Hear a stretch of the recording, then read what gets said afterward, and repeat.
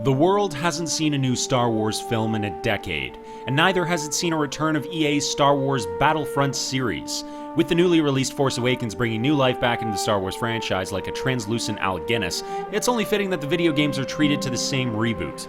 The original two Battlefront games were developed by Pandemic on the now defunct LucasArts behalf, and while suffering notable AI issues and a distinct lack of single player, the games provided one of the most visceral experiences from the Star Wars universe that had yet to translate to interactivity. Both were successful, but by the time of LucasArts' dissolution, any games in current development were put on hold, and we never got another sequel. But impatience leads to anger, and anger leads to the dark side. Our wait for EA and Battlefield developer DICE to remaster the old ways of the Force have been rewarded, but does this battle deliver all the thrills of its former fronts?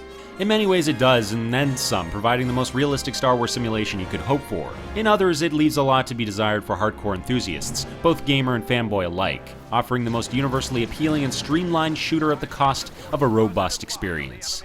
Let's get the most disappointing aspect of Battlefront out of the way. The game has no single-player mode to speak of, which was to be expected, but it's also disappointing, as even the original two games featured a loosely strung set of missions bound by a narrative.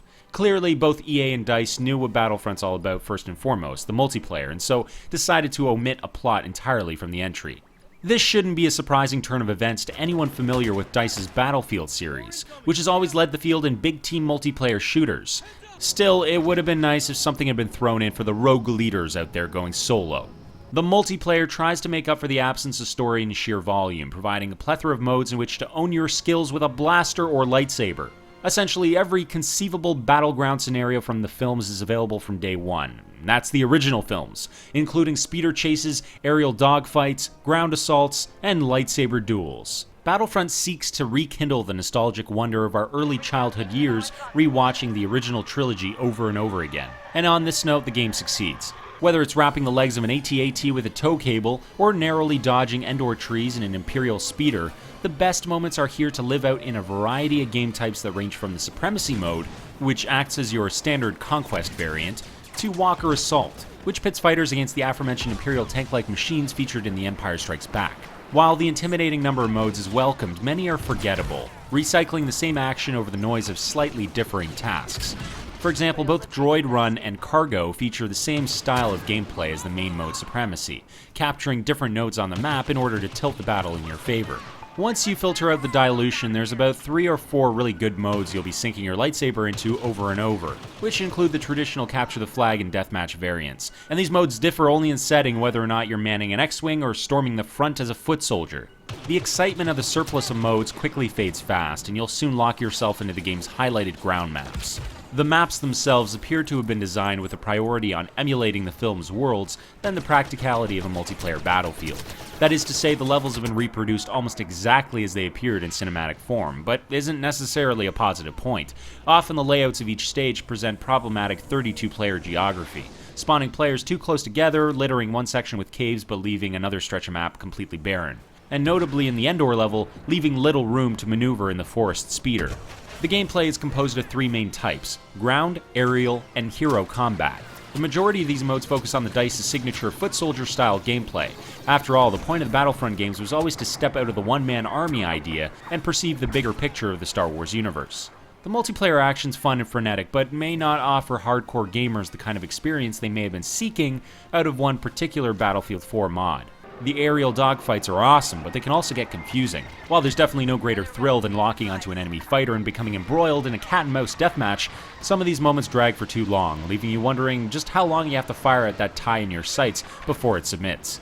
The last gameplay type involves heroes, i.e. the main characters of the films, who you control against the enemy team in an imaginary engagement to see just who would win in a duel. Luke or Vader, Han or Boba, Leia or Sidious. This mode is one of the more gimmicky, and didn't hold our attention for too long, but the inclusion of main characters, a concept that was introduced in Pandemic's Battlefront 2, is a necessary one that rewards players with a chance to become their idols. Graphically, this is what you'd expect for a Star Wars game made today. The levels do their film's counterparts undeniable justice. Check off every visual tick. Crisp textures? Check. Vibrant lighting? Check. Detailed weapon and character models? You betcha. There's nothing to disappoint in the graphics department.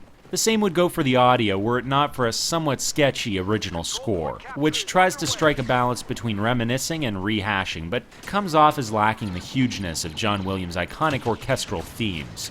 Despite this auditory hiccup, the sound effects are on point, from gunray blasts to TIE fighter strafes to lightsaber swings, though we're not sure if we ever heard a conveniently placed Wilhelm scream.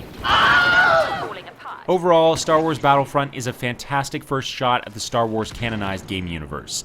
It isn't perfect, and it takes less risks than the original Battlefront did over a decade ago, but in honoring the original trilogy over the prequels, it falls suit with Disney's rebrand of the film franchise, emphasizing the importance of fan taste over selfishly inclined creative ambitions. The run-and-gun shooting is fun and the modes are plentiful, if not always fresh. Despite a less than ideal music score and some frustrating moments in vehicles, Star Wars Battlefront is almost everything you'd want out of a streamlined Star Wars big-scale multiplayer game. Try to pick this game up. Scratch that. Do it.